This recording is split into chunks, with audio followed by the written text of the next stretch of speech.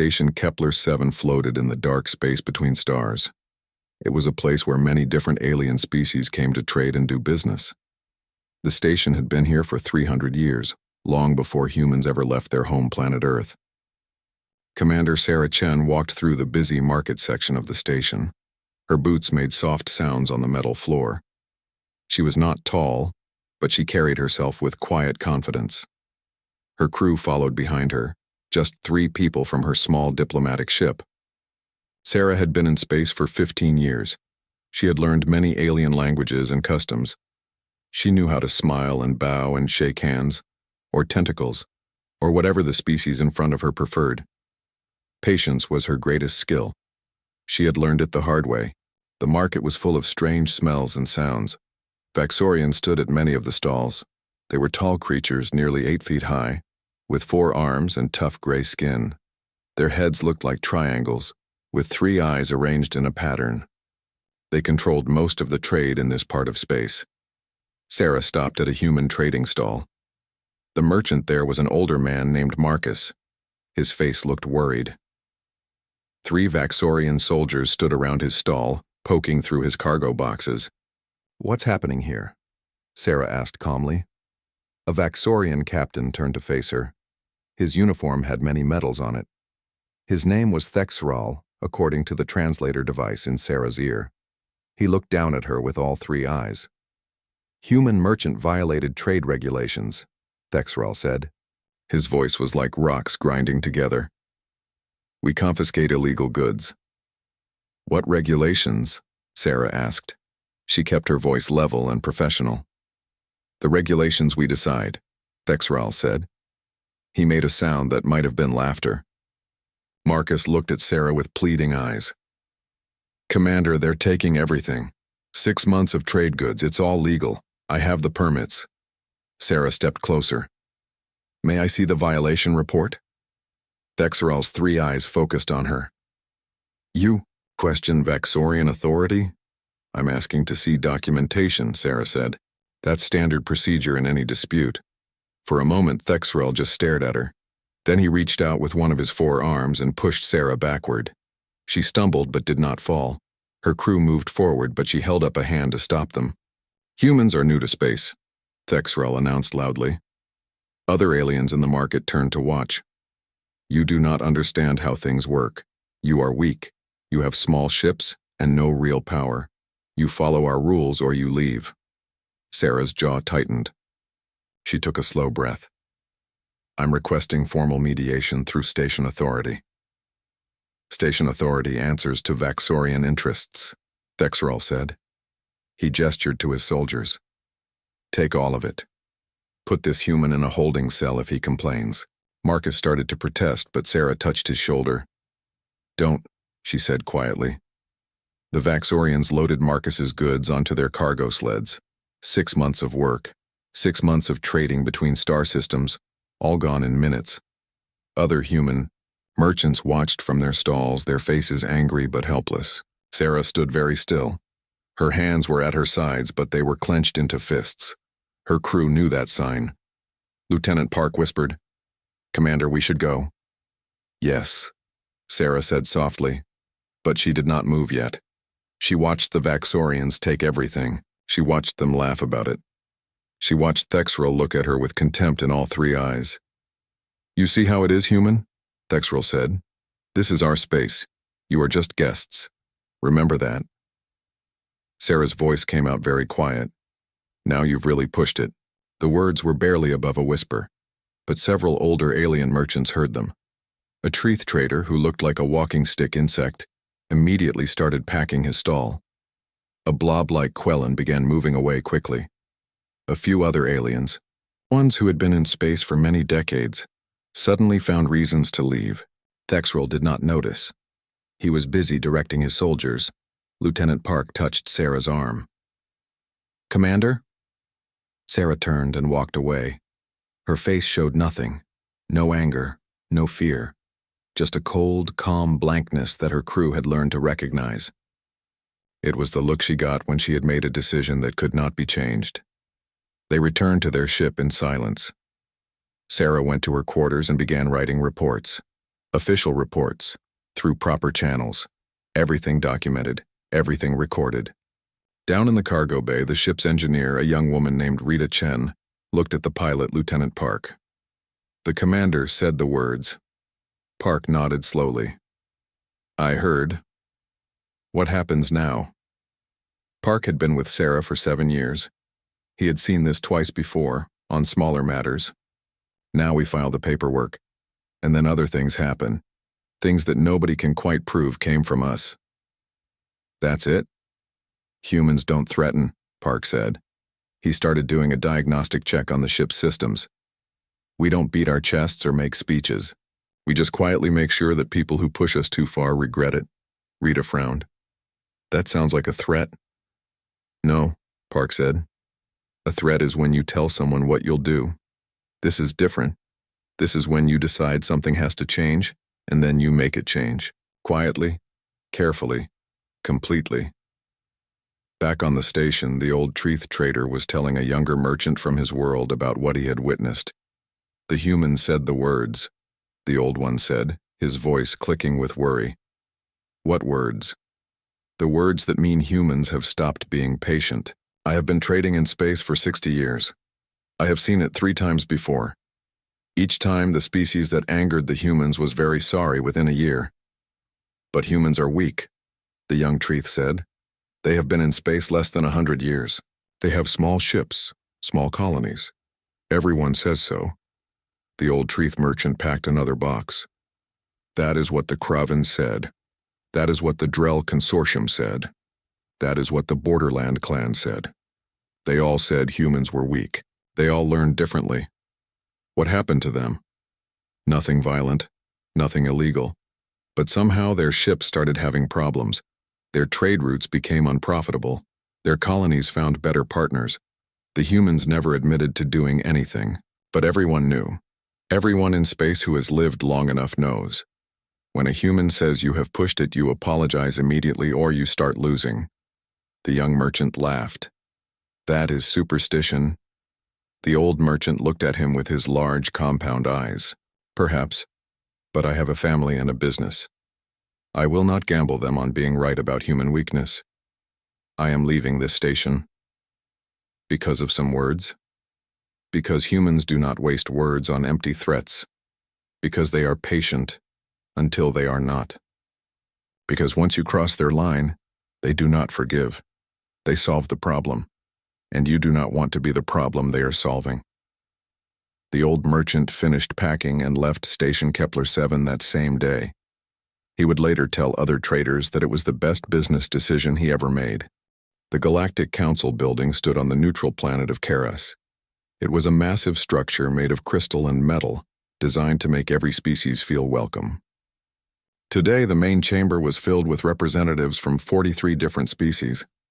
A young historian named Velkash stood at the speaking platform. He was a threne, a species that looked like a cross between a spider and a cat. His 6 legs moved nervously as he prepared his presentation. This was his first time addressing the full council. Honored representatives, Velkash began. I have been studying human behavioral patterns for the past 3 years. I wish to present my findings on what I call the human threshold phenomenon. A few representatives shifted in their seats. Most looked bored. Humans had only been in the galactic community for 80 years. What could be interesting about such a young species? Velkash activated the holographic display. Images appeared in the center of the chamber. Humans have a unique psychological pattern. They endure far more provocation than most species before responding, but when they do respond, the scale is disproportionate to the immediate trigger. Explain, said Counselor Drex. A large reptilian species who controlled 3 major trade routes. Let me show you examples from their own history. Before they came to space, Velkash said. The hologram changed to show Earth's history. In their year 1941, the human nation called America was attacked at a place called Pearl Harbor. It was one military base. The attack killed about 2,000 humans. This was the provocation. The hologram showed burning ships and smoke. Now watch their response. The images changed rapidly. Within 4 years, America had built the largest military force in their world. They built tens of thousands of aircraft, hundreds of ships. They developed a weapon that split atoms. They did not just defend themselves. They completely changed the balance of power on their entire planet. One attack on one base led to a response that reshaped their world. Some representatives sat up straighter. This was more interesting. Another example, Velkash continued, the year 1957. One nation launched a small satellite into space, a metal ball that sent radio signals. This was seen as a challenge to America's position. Their response? Within 12 years, they put humans on their moon. They built a massive space program from almost nothing. They spent incredible amounts of resources, all because another nation launched one satellite. The hologram showed rockets and astronauts and the Earth's moon. "I see a pattern," said a Quellan representative, her blob-like body rippling with thought. "Humans do not respond proportionally. Small provocation, massive response." "Exactly," Velkash said. "But there is more. They are incredibly patient before they decide to respond. They endure. They negotiate. They try peaceful solutions. But once they conclude that diplomacy has failed, they do not do small responses. They solve the problem completely." "This is just their history," Counselor Drek said dismissively. "Ancient history from before they had space travel. They are different now. Civilized." Velkash's legs moved in a pattern that meant disagreement. "Are they? Let me show you more recent examples." The hologram changed to show events from the 80 years since humans entered space. The Kraven incident, 30 years ago. A Kraven warlord captured a human exploration ship, killed the crew, took their technology. The humans asked for justice. The Kraven laughed. They said humans were too weak to matter. "I remember this," said an elderly Hickson representative. "The Kraven were powerful raiders." "Were," Velkash emphasized. 6 months after the incident, every Kraven ship in space started having mysterious technical problems. Their weapon systems failed at critical moments. Their navigation led them into danger. Their communications were filled with strange interference. The humans never admitted to anything. They never fired a shot. But within 2 years, the Kraven warlords were begging for mercy. They returned the stolen technology and paid compensation.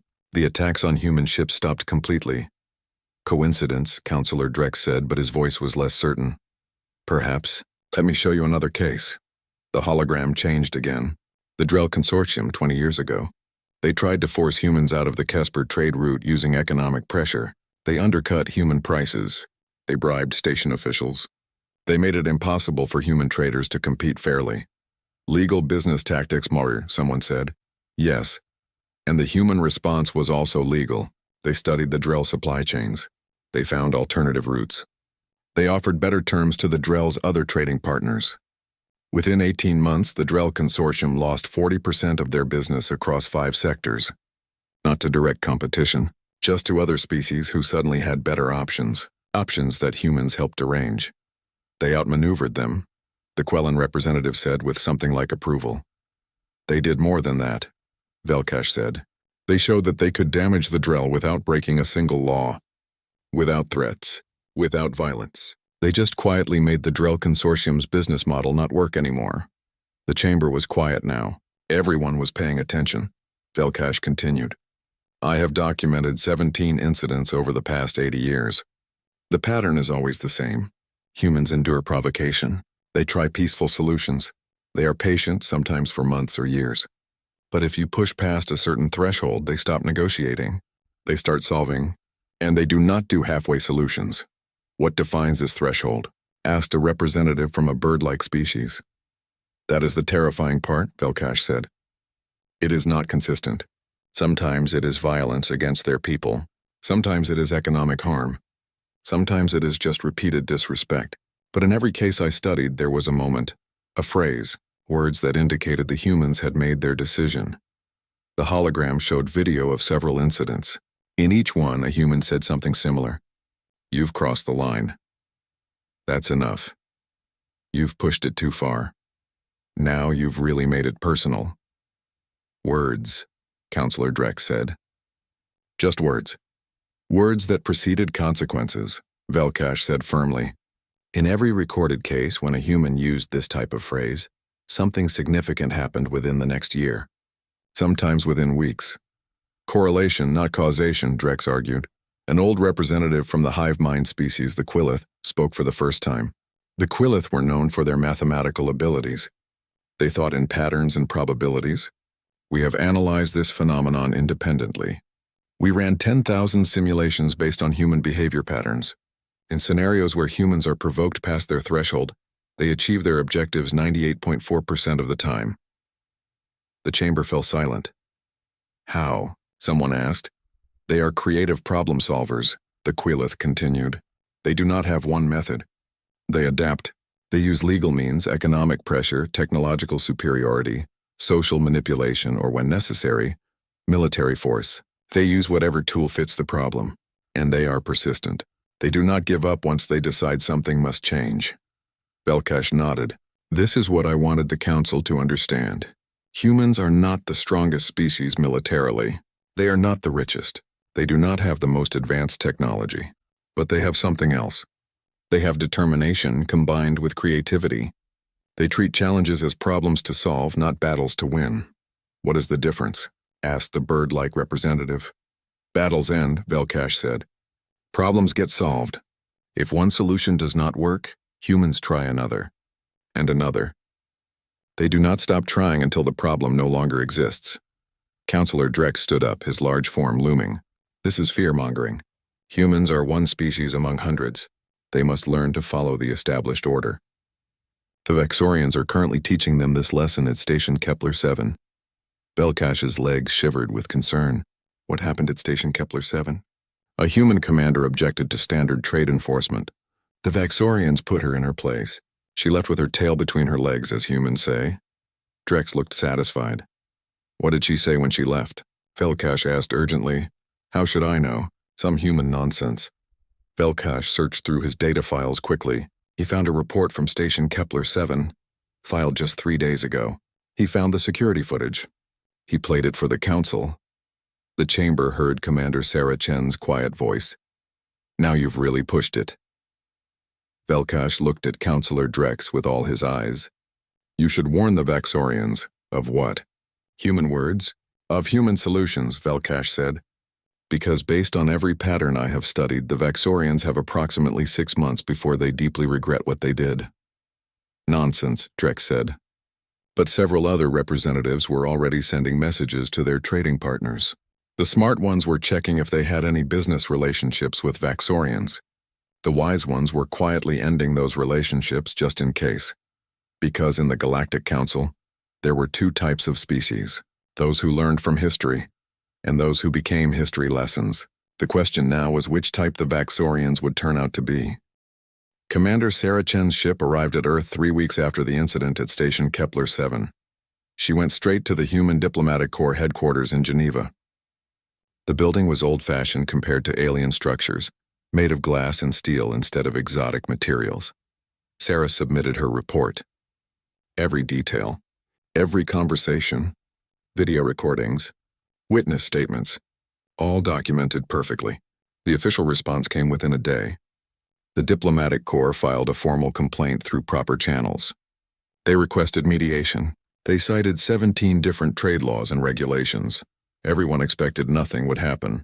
The galactic bureaucracy moved slowly. The Vaxorians controlled most of the administrative positions in that sector. The complaint would sit in some office for months, maybe years. But Sarah had not just filed official reports. She had also sent other messages. To trading guilds, to colonial governors, to the Merchant Marine Association, to private security companies, to engineering firms, to independent ship captains. The messages were simple. She shared what happened. Just the facts. No calls for action. No requests for help. Just information. In a restaurant in New Shanghai, 3 shipping company owners met for lunch. One of them had received Sarah's message. Did you see what happened at Kepler 7? She asked. Vaxorians being Vaxorians, another said. They took 6 months of Marcus Chen's trade. Goods, everything, and station authority. Did nothing because the Vaxorians control it. The third owner, an older man, put down his chopsticks. Chen, is Marcus related to the commander? Distant cousin, I think. Not that it matters. They took from a human. That's enough. They talked for a while. About trade routes. About the Vaxorians. About how much business would be affected if relations got worse. By the end of lunch, they had decided to start moving their shipping operations to routes that did not go through Vaxorian space. Just as a precaution. Just in case. On Mars Colony, a group of engineers were having a similar conversation.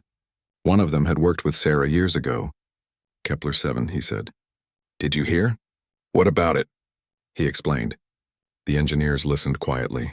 Then one of them said, You know, I've been working on a new navigation system. Makes ships harder to track. I was going to patent it, sell it commercially. And now? Now I think I'll just publish it. Open source. Free for anyone to use. Would be a shame if certain shipping routes became too dangerous for Vaxorian patrols to monitor effectively. That would be a shame, another agreed with a smile. On Luna Station, 3 military veterans from the Colonial Defense Force were drinking coffee. One of them read Sarah's message out loud. She used the words, he said. Which words? Asked his friend. She said, Now you've really pushed it. That means the commander has made her decision. Decision about what? About whether she's going to keep being patient or whether the problem needs solving. He took a sip of coffee. I served under her for 3 years. I've seen her get pushed. She takes a lot. But when she decides enough is enough, things happen. She's one person. What can she do? The veteran laughed. She doesn't do it alone. She just points at the problem. And people who agree with her solve it in their own ways. Nobody coordinates. Nobody gives orders. People just decide that, that problem should not exist anymore. On Europa, a young programmer was writing code. She had never met Sarah Chen, but she had friends who knew the commander. She had heard about Kepler-7. She thought about it while she worked on her project. She was designing a new trading software. It helped merchants find the best routes and prices. The Vaxorians used an older system that the programmer knew had security vulnerabilities, small ones.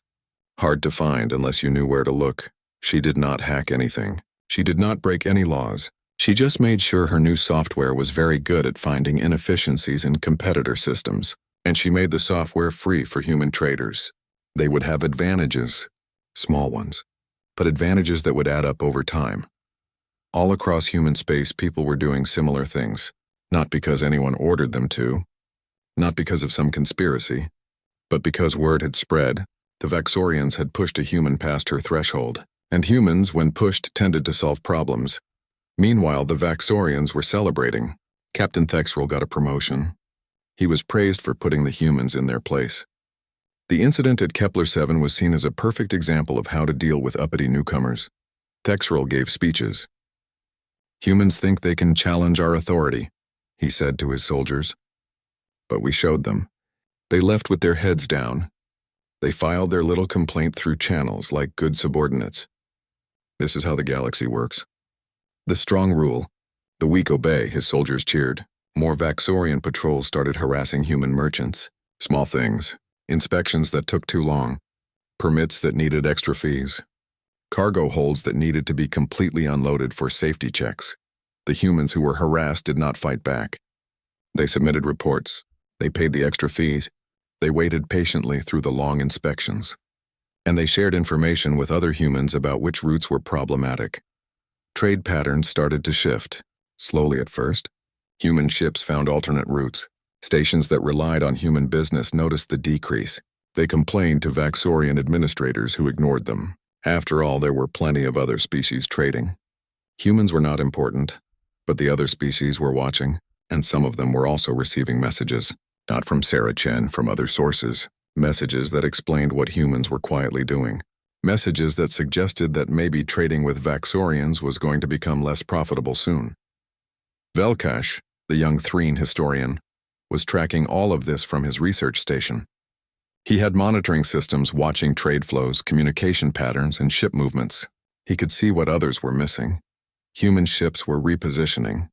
Human traders were establishing new relationships with non-Vaxorian species. Human engineers were filing patents for technologies that would make Vaxorian trade infrastructure less efficient. Human programmers were releasing software updates that just happened to make Vaxorian systems less compatible with standard protocols. None of it was illegal. None of it was coordinated by any government or military. It was just thousands of individual humans, each solving a small part of a large problem in their own way. Velkash published a paper, The Distributed Human Response. He explained what he was seeing. He warned that the Vaxorians were about to face something they did not understand. Not a war, not a conspiracy, just a species-wide shift in behavior, all moving in the same general direction. Some species read his paper and quietly reduced their Vaxorian business ties. They had seen this before, or they had heard the stories. When humans decided something was a problem, it stopped being profitable to be on the wrong side of that decision. Other species ignored the warning. The Vaxorians definitely ignored it. They were strong. They had the biggest ships. They controlled key trade routes. What could humans do? On Earth, Sarah Chen was not giving speeches. She was not organizing anything. She was just living her life, doing her job. But people who knew her understood. The commander had spoken. The threshold had been crossed. Now humans were solving the problem. Each in their own way. Each following their own interests. But all of them seeing the same basic situation. The Vaxorians had demonstrated that they did not respect humans or human rights. That was a problem. Problems needed solutions. A Vaxorian intelligence officer reviewed reports of human activity. He saw the trade shifts. He saw the technology releases. He saw the new shipping routes. But it all seemed random, uncoordinated. There was no central planning, no military buildup, nothing that looked like a threat.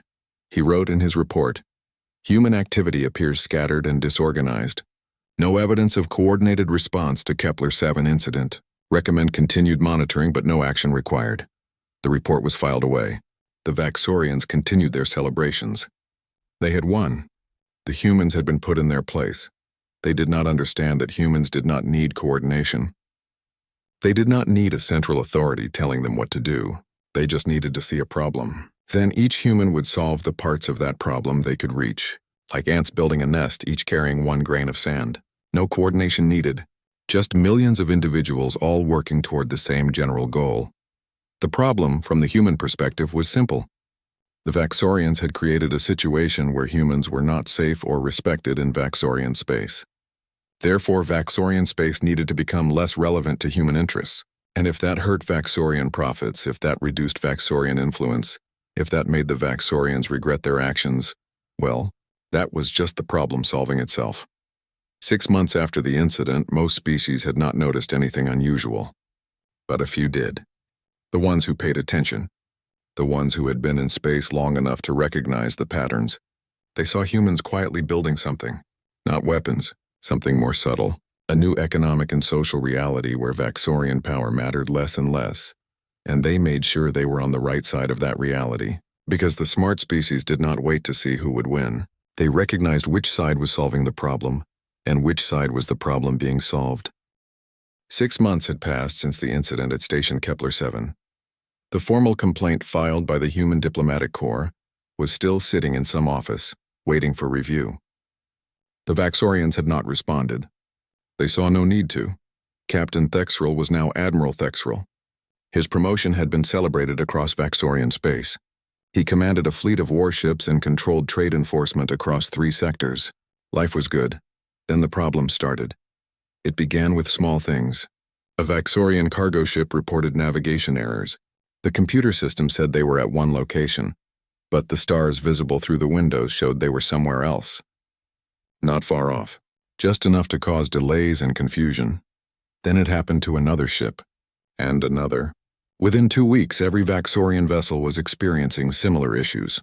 Their navigation systems were still working. The problems were subtle, small errors, random glitches. Nothing that looked like sabotage. Just enough to make every journey take longer and cost more. Vaxorian engineers examined the systems. They found nothing wrong. The hardware was fine, the software checked out. But the problems continued. Ships arrived hours late. Fuel calculations were slightly off, forcing extra stops. Coordinates needed constant double-checking against star charts. Trade routes that had been profitable became problematic. Delays meant penalties. Extra fuel costs ate into profits. Customers started complaining. Some started looking for other shipping options. Then the supply chain problems began. Medical supplies for Vaxorian colonies were delayed, not stopped, just delayed. A shipment that should take 3 days took 6. Food deliveries arrived a week late. Manufacturing parts came in the wrong order. Again, nothing clearly wrong, just inefficiency, just problems. But problems that were adding up. Admiral Thexrel ordered investigations. His intelligence officers reported strange findings. Human ships were everywhere in Vaxorian space, not military ships. Civilian vessels, traders, explorers, survey ships. They were not doing anything illegal. They were just present, watching, recording. Sometimes their sensors were active, scanning everything around them. They are mapping us, one officer said. For what purpose? Thexrel demanded. Unknown, but they know our ship movements better than we do now. This was when the Vaxorian military decided to make a show of force. They would intimidate a human colony and prove that Vaxorian power was still absolute. They chose New Harmony, a farming colony on a small planet. The colony had 5,000 humans, mostly farmers and their families. Easy target. A Vaxorian fleet of 12 warships arrived in orbit above New Harmony. Admiral Thexrel commanded the fleet personally. He sent a message demanding the colonists pay protection fees and accept Vaxorian oversight of their trade. The response came from an elderly woman's voice. "This is Governor Martha Chu. We decline your offer." "You decline?" Thexrel was amazed. "We have 12 warships in orbit above your farms. You have no military. You will comply or we will land troops." "Please hold," Governor Chu said politely. The connection switched to show an old woman, maybe 75 years old, sitting in what looked like a farm kitchen. She wore an apron. Behind her, through the window, Thexrel could see crop fields. "Governor Chu," Thexrel said slowly. "Do you understand your situation?" "Oh, I understand perfectly," Chu said. She had a grandmotherly voice. "You have 12 warships. Very impressive. We have farms and defense systems." "Defense systems?" Thexrel laughed. "This is a farming colony." "Yes," Chu agreed. "We grow food, but we also have 6 months of preparation time. You see, we heard about what happened at Kepler 7. We heard Commander Chen say the words, so we got ready." "Ready for what?" Governor Chu smiled. "May I show you? I promise we will not fire on your ships unless you fire first. But I think you should see what you are considering attacking." On his command screen, Thexrel saw his tactical officers display. Red markers began appearing on the planet's surface. Dozens of them, hundreds. Each one was a weapons emplacement. "Those are farm buildings," Thexrel said. "Yes," Chu agreed. "Barns, silos, storage buildings. We had 6 months and a lot of spare parts. Did you know that a grain silo can be converted into a missile launcher? The engineering is not that complex. We have 342 of them, each with targeting systems linked to a central computer." More red markers appeared. "These are our irrigation systems. Pressurized pipes running across the entire colony. They also make excellent railgun barrels when modified correctly. We have 87 of those operational." "This is bluff," Thexrel said, but his voice was uncertain. "This is farming," Chu corrected. "We work with machinery. We know how to build things, fix things, improvise things. We have welders, fabricators, machine shops. We had time and motivation. Would you like me to demonstrate?" She pressed something on her tablet. On Thexrel's screen, a single red marker activated. A missile launched from what had been a grain silo. It flew up toward space, then detonated well before it could threaten any ships. The explosion was small but precise. "That was a warning shot," Chu said. "We can reach your ships. We have enough missiles to target each of your vessels 40 times over. We have railguns that can punch holes in your hulls from here. We have laser arrays that we normally use for clearing crop pests. They work very well on ship sensors." Thexrel stared at the screen. This was impossible. This was a farming colony. "Old people, children, farmers, they should be helpless. How?" he asked. "We had instructions," Chu said. "Not orders. Just helpful information. Engineers from across human space published designs. Open source, free to use. How to convert farm equipment into defensive weapons.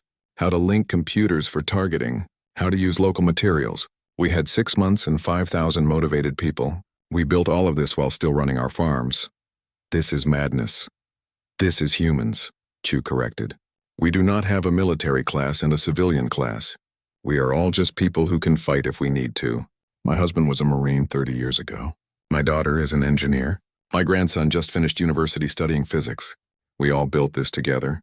Between harvests," Thexrel looked at his tactical officer. "Can we take them?" The officer reviewed the data. "Yes, but we would lose 6 ships minimum. Maybe 8. Their targeting looks very precise. And that is just their visible defenses. There may be more. For a farming colony? Thexrel was incredulous. They are not just farmers, the officer said quietly. They are humans. Governor Chu was still on the screen. Admiral, I am going to give you some advice. My grandmother used to tell me something. She would say, Martha, do not fight someone who has nothing to lose. And do not fight someone who has already decided they will pay any price to win. We are farmers.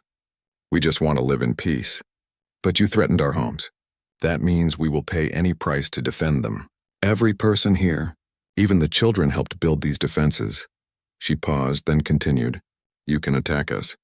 You might even win, but it will cost you ships and lives. And for what? To prove a point? To collect some fees? Is that worth it? Thexrel did not answer. He was thinking about the other human colonies. There were hundreds of them. If this farming colony could do this, what about the mining colonies? The industrial ones? The ones closer to Earth with more resources? I am going to withdraw, he said finally. That is wise, Chu agreed. And Admiral, you might want to reconsider your policies toward human traders, because if we can do this with farms, imagine what human engineers can do with shipyards, or what human programmers can do with your computer systems, or what human traders can do to your economy. The Vaxorian fleet left. They reported technical difficulties as the reason for their withdrawal. But word spread. The story was too strange not to share. Farmers had faced down a battle fleet. Velkash heard the story and added it to his research. This was important data. Humans did not have a divide between military and civilian. Every human was potentially dangerous because every human was creative and could build things. He published a new paper. The Human Defense Doctrine. How a species-wide engineering capacity replaces traditional military structure. Some species read it and decided to be nicer to humans. Other species read it and decided to avoid humans entirely. But the Vaxorians read it and dismissed it as more fear-mongering. They still believed they were strong. They still believed humans were weak. One colony with improvised defenses did not change that. They still controlled trade routes and space stations. They still had the largest fleet, but their ships were still having navigation problems. Their supply chains were still disrupted. Their profits were falling, and now their military had been embarrassed by farmers. Admiral Thexrel sat in his office and tried to understand what was happening. The humans had not attacked. They had not declared war. They had not broken any laws. They had just made everything harder. Every Vaxorian operation was less efficient. Every Vaxorian business was less profitable. Every Vaxorian plan was more complicated. It was like fighting fog. You could not punch it. You could not shoot it. It was just there, making everything more difficult. And somewhere out there, Commander Sarah Chen was still filing reports and doing her diplomatic work. She had not given any orders. She had not organized any resistance. She had just shared information and let humans do what humans do, solve problems, in their own creative, persistent, slightly crazy ways. Thexrel realized something that made his blood cold. This was Jew Admiral Thexrel's suggestion that the Vaxorians reconsider their policies was not well received. His superiors saw the withdrawal from New Harmony as weakness. They blamed him for making the Vaxorians look foolish in front of the galaxy. You were frightened by farmers with improvised weapons. His commander said, this is unacceptable. They had significant defensive capabilities, Thexrel protested. They had vegetables and old people. You should have destroyed them as an example. Instead, you retreated. You made us look weak. This cannot stand. Thexrel was given new orders. Return to Station Kepler 7. Arrest all human traders operating there. Confiscate their ships and goods. Show the galaxy that Vaxorians do not tolerate disrespect. He did not want to do this. Something felt wrong. The humans had been too quiet, too patient. But orders were orders. He assembled a fleet of 30 warships, the largest show of force the Vaxorians had ever deployed in peacetime. They arrived at Station Kepler 7 3 days later. Thexrel expected to find humans protesting or trying to flee. Instead, he found an empty station. The humans were gone. So were most other species. The station was still operational. The lights were on. The air systems worked. But of the 2,000 beings who normally lived and worked there, only 300 remained. All of them were Vaxorian or closely allied with Vaxorian interests. Where did everyone go? Thexrel demanded of the station administrator. They left over the past week, the administrator said. His voice shook with fear. Ships kept arriving, loading people and cargo, then departing. We tried to stop them, but they had proper clearances. Clearances from who? The original station charter. It allows free departure. We never revoked it because we never needed to. No one has ever evacuated a station before. Thexerol felt cold certainty settle in his stomach. The humans had emptied the station. That meant something was about to happen. His sensor officer called out, "Admiral, single ship approaching. Human design." On the screen, a small diplomatic vessel appeared. Thexerol recognized it. Commander Sarah Chen's ship. The same ship that had fled from this station 9 months ago. The communication request came immediately. Thexerol accepted it. Commander Chen appeared on the screen. She looked exactly as he remembered. Calm, professional. Her eyes were cold. "Admiral Thexerol," she said, "I am here to offer you one final opportunity to resolve this situation peacefully." "You are alone," Thexerol said. "I have 30 warships." "I see them," Chen said. "Impressive fleet. I have a list of demands.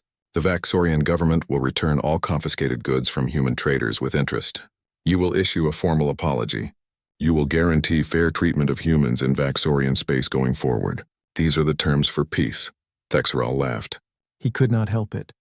The situation was absurd. One small ship making demands of a battle fleet, or what? He asked. "You will attack me with your diplomatic vessel?" "No," Chen said. "I will not attack you at all. But if you refuse these terms, other things will happen. Things that have already been prepared. Things that are waiting for my signal." "You are bluffing." Chen's expression did not change. "I have never bluffed, Admiral. I gave you a warning 9 months ago. I said you had really pushed it. That was not a threat. That was a statement of fact.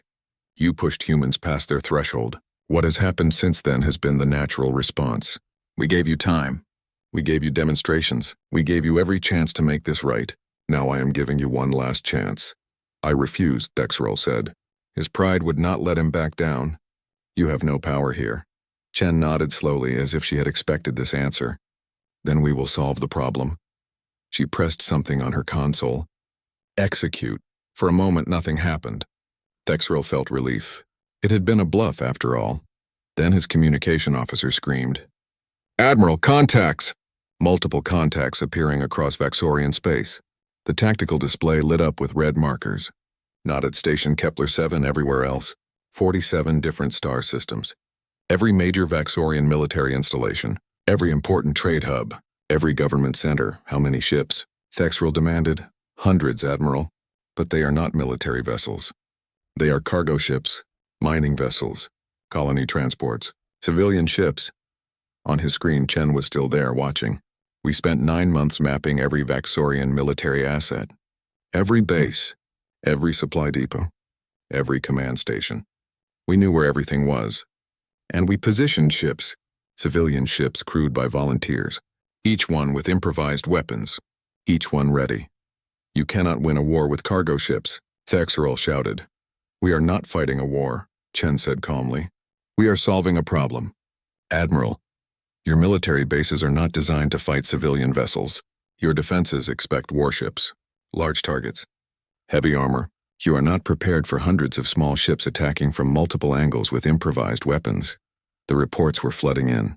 A mining ship had destroyed a sensor array at Vaxorian Military Base 7. A colony transport had disabled the command center at Outpost 12. A cargo vessel had taken out the defensive grid at Station Beta. They are using railguns built from cargo loading equipment, the tactical officer reported. Missiles converted from mining charges. Laser cutters modified for weapons. And they are coordinating perfectly. Every attack is hitting weak points. How is this possible? Thexerol stared at the display. "Humans share information," Chen explained. "Every weakness in your defenses, every flaw in your systems, every vulnerability we found, it was all documented and distributed. Every human ship captain knows exactly where to strike and how. You planned this. This is an act of war. We planned defense," Chen corrected.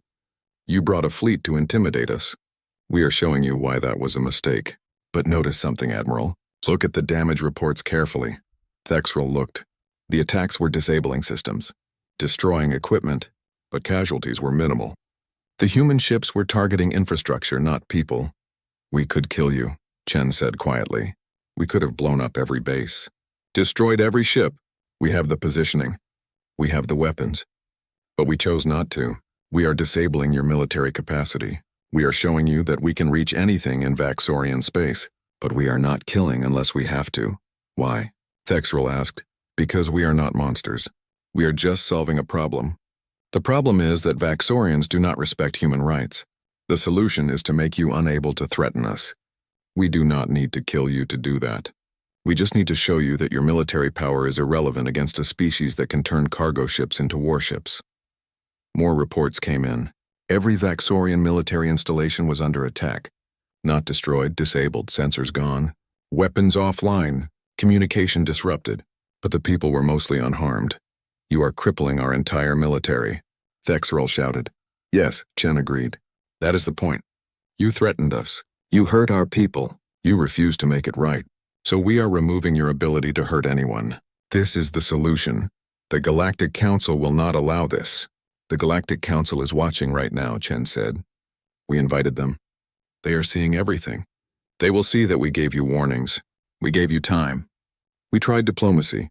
And when you brought a fleet to Station Kepler-7 to arrest our traitors, we responded with precise, measured force. On the screen, Chen leaned forward. Admiral Thexrel, this is your last chance. Really, truly your last chance.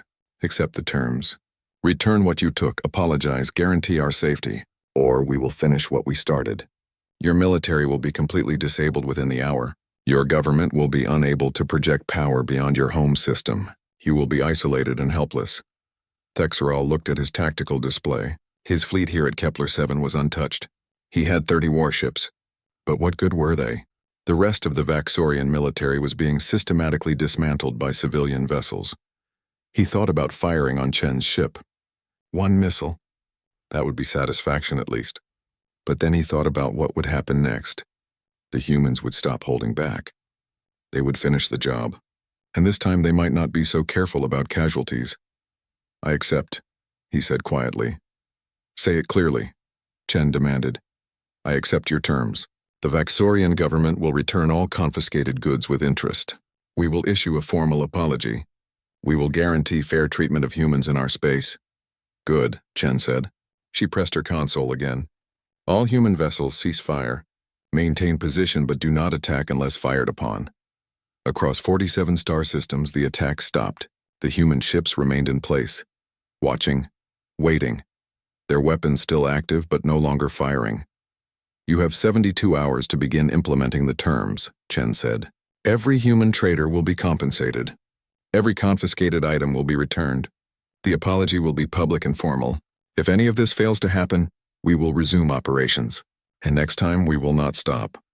The communication ended. Chen's ship turned and began to leave the system. Thexrel sat in his command chair and stared at the tactical. 1 year after the incident at Station Kepler-7, the Galactic Council convened a special session. Representatives from all major species filled the crystal chamber on Karis. The topic was simple but important: what to do about humans. Velkash stood at the speaking platform again. This time everyone was paying attention. His research had been proven correct in the most dramatic way possible. He was no longer a young historian making theories. He was the expert on human behavior. The question before us, Velkash began, is how to coexist with a species that operates so differently from our understanding. The Vaxorian conflict provided us with valuable data. I would like to present my conclusions. The holographic display showed a timeline of events, from the initial incident at Kepler-7 to the final surrender of the Vaxorian government. Humans are persistence predators, Velkash explained. On their homeworld, their ancestors hunted by following prey for days or weeks until the prey collapsed from exhaustion. This behavior has translated to their civilization. They do not give up. They do not stop. They pursue their goals with patience and determination that other species find difficult to understand. A Quellan representative raised a tentacle, but they showed mercy. They could have destroyed the Vaxorians completely. Why did they not? This is the key point, Velkash said. Humans are not violent by preference. They are problem solvers. The problem was not how to destroy Vaxorians. The problem was how to make Vaxorians stop threatening humans. Once that problem was solved, the violence stopped immediately. He changed the display to show statistics. In every conflict involving humans over the past 80 years, this pattern holds. They use the minimum force necessary to solve their problem, but they define their problems broadly, not just stop this attack but ensure this cannot happen again. That makes them predictable, said Counselor Drex. The large reptilian looked uncomfortable. His species had significant trade ties with the Vaxorians. The conflict had cost him money. No, Velkash corrected. It makes them consistent. But their methods are highly unpredictable. Who would have thought to turn cargo ships into weapons? Who would have imagined farmers building missile silos? Humans adapt. They improvise. They use whatever tools are available. An elderly representative from the Quillith hive mind spoke. We have updated our analysis. In future scenarios involving human conflict, we can now predict outcomes with 99.3% accuracy. Humans win unless they are completely exterminated in the first strike, and no species has the capacity for such a strike. The chamber was quiet. The implications were clear. Humans could not be defeated. Not practically. You would have to destroy Earth and every human colony simultaneously before they could respond. An impossible task, so what do you recommend? Asked a bird-like representative. Simple, Velkash said. Treat humans fairly. Respect their rights. Honor your agreements with them. They are not unreasonable. They tried diplomacy for 9 months before taking action. 9 months of complaints and negotiations. They gave every chance for peaceful resolution. They also destroyed our military credibility, Counselor Drex growled. The Vaxorians did that themselves, Velkash said firmly. They chose to escalate. They chose to bring a fleet to intimidate human traders. The humans simply responded to the threat. What did you expect them to do? Submit to bullying? Drex had no answer to that. The council voted on a resolution. It passed with only 3 opposing votes. The resolution was called the Chen Protocols in honor of the commander, who had shown such patience and restraint. The protocols were simple. Human traders would receive the same rights as any other species. Disputes involving humans would be mediated fairly. No species would be allowed to use military force to intimidate human civilians. Violations of these protocols would result in council sanctions. It was revolutionary. For the first time, the council was saying that a young species, one barely in space for 80 years, deserved equal treatment. But the council members understood. The alternative was worse. If they did not protect human rights, humans would protect themselves. And that protection tended to be expensive for everyone involved. Station Kepler 7 reopened under new management, a cooperative board representing 12 species, including humans. Admiral Thexrel had been removed from command. He spent his days writing memoirs that no one wanted to read. The Vaxorians were not forgotten, but their influence had diminished significantly. Commander Sarah Chen returned to the station for the reopening ceremony. She wore her dress uniform, the same one she had worn a year ago when she was humiliated and dismissed. The new station administrator, a Threen named Kelvex, greeted her personally. Commander Chen, welcome back. We have made many changes since you were last here. I can see that, Sarah said, looking around the transformed market section. It feels different, because everyone here wants to be here, Kelvex explained. The traders who remained did not flee during the evacuation. They stayed because they believed the station could become something better. And those who fled have mostly returned, now that the management has changed.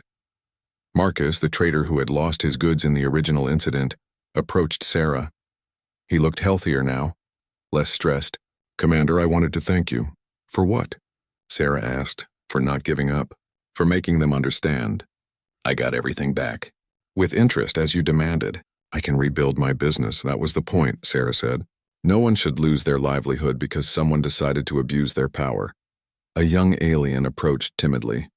She looked like a small mammal covered in soft fur. Commander Chen, may I speak with you? Of course. I am a student. I am studying human culture. I have a question if you do not mind. Go ahead. When you said the words, now you have really pushed it. Did you know what would happen? Did you plan all of this? Sarah smiled slightly. I did not plan any of it. I just shared information. I told people what happened. The rest happened because humans saw a problem and decided to solve it. Each in their own way. But you knew they would. I know my people, Sarah said. We do not like bullies. We do not like injustice. And we are very good at solving problems when we work together. Even when we do not coordinate, we somehow end up working toward the same goal. The young alien looked confused. How is that possible? Because we share the same values, Sarah explained. We believe people should be treated fairly. We believe agreements should be honored. We believe the strong should not prey on the weak. When those beliefs are violated, humans respond, not because anyone orders them to, but because it is what we believe is right. That is beautiful, the young alien said. And terrifying. Yes, Sarah agreed. It is both. That is humanity. Later, Sarah stood at a viewing port looking out at the stars. Velkash found her there. The historian had become something of a friend over the past year. You are famous now, Velkash said. Every species knows your name. I did not want to be famous, Sarah said. I just wanted justice for Marcus and the others. You got more than justice. You changed the galaxy. The Chen protocols will affect trade and diplomacy for generations. Good, Sarah said simply. Maybe the next human who faces unfair treatment will not have to go through what we did. There is something I want to ask you, Velkash said carefully. That day at the station, when you said those words, did you mean them as a threat? Sarah thought about this for a moment. No, it was not a threat. It was a decision. I decided that I was done being patient, that the situation had to change. The words were just me acknowledging that fact to myself. But you must have known what would follow. I knew humans would respond somehow, but I did not know how. I did not give orders. I did not organize anything. I just trusted that other humans would see the same problem I saw and would work to fix it. That trust was well placed. It always is, Sarah said. That is what people do not understand about us. We do not need a king or an emperor to tell us what to do. We do not need a hive mind or a central authority. We just need to see what is right and what is wrong. Then we act, all of us, in our own ways, but always toward the same basic goals. Velkash was quiet for a moment. Then he said, You know what the other species call you now? The threshold species, because you have a threshold that should not be crossed. Every species has limits, Sarah said. Yes, but most species show their limits with displays of aggression. Threats, posturing, humans do not do that. You are calm and patient right up until the moment you are not. And then you do not threaten. You solve. It makes you unpredictable. We are very predictable. Sarah disagreed. Treat us fairly and we will be your best friends.